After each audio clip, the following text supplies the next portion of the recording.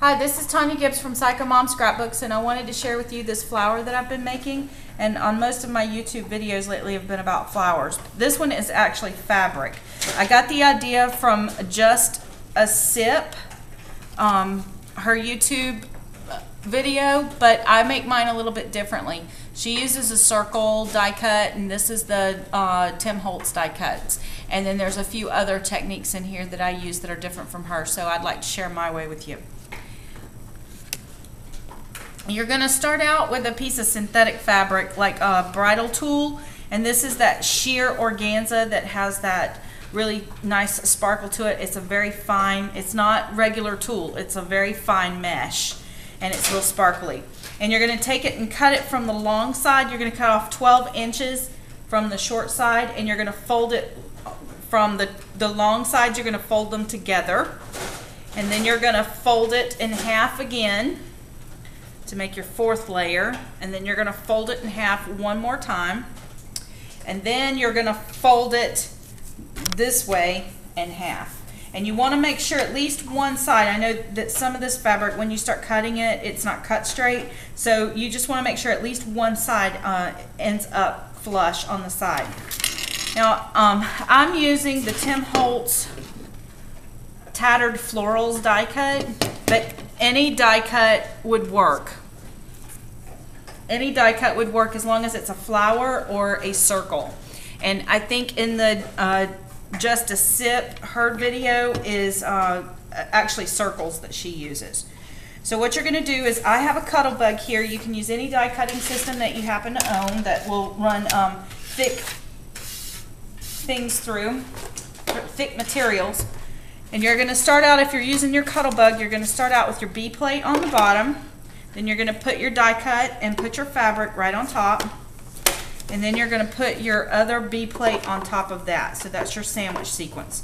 Then you're going to nest it in there, and you want to make sure that the die cut is on the plate really good. I didn't make sure mine was secure yesterday, and it went flying out the back end. So be real careful, because this is a very tight cut. Get it started and then apply the pressure. Gotta stand up to do that. There we go. It's gonna pop just a little bit because it's really thick, but that's okay. Then you're gonna take it, before you take it off the platform, you're gonna flip it around so that the other side is going in first, and you're gonna run it through one more time.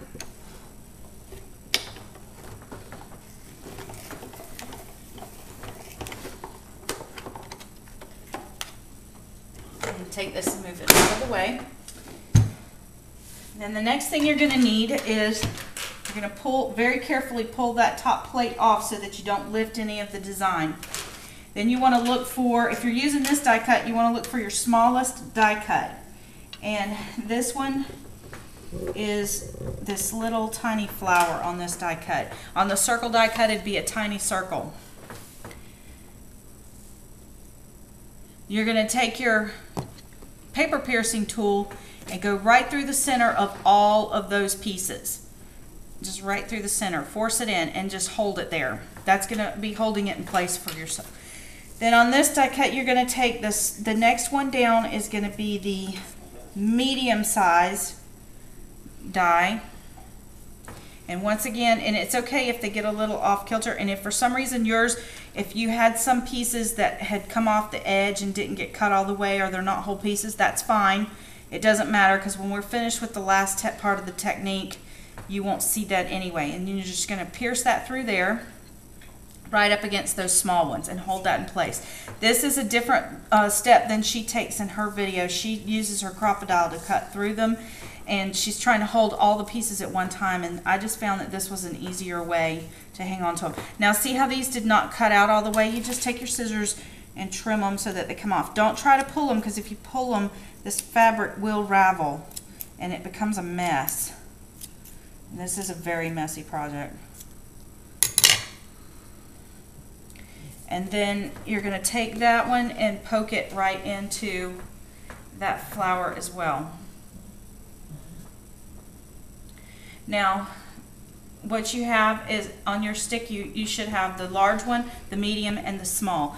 And what's left on this die cut is the actual daisy one, but I'm gonna just take that and pull it to the side and use that for another flower. It actually makes a flower that looks very similar to this. Well, it is this. It's this flower. So put that one to the side. You can make another flower out of that.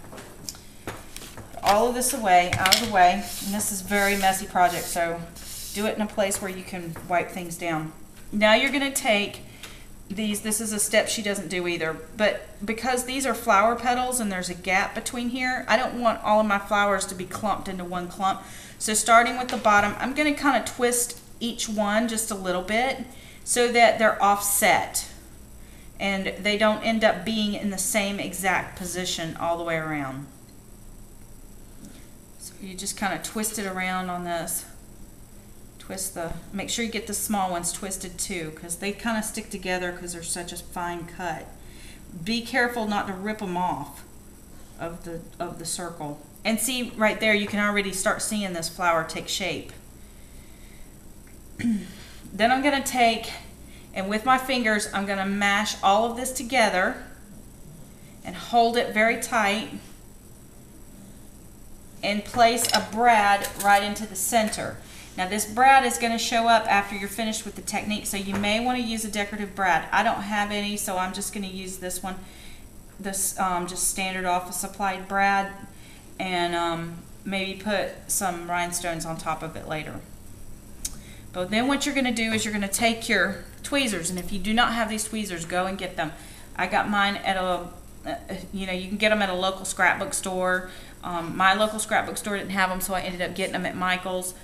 But take your tweezers and you hold the brad, the back end of the brad, just kind of hold it in place and use that to protect your fingers. Then you're going to take your heat gun. I'm going to try and talk loud enough where you can hear over it. And you're going to start from the bottom and you're just going to start heating this up. And you'll notice it starting to cinch up as you heat it. But you want to fluff it as you heat it so that it doesn't clump all together into one mess. So just kind of pump the air around and kind of like you do your hair dryer when you're blowing your hair dry. You don't want it to clump them all up, but you do want it to singe it.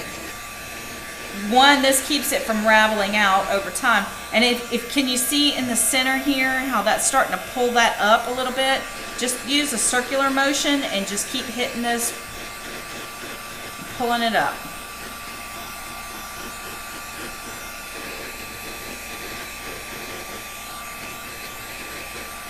Don't over scorch this. If you over scorch it, then it's gonna become a mess.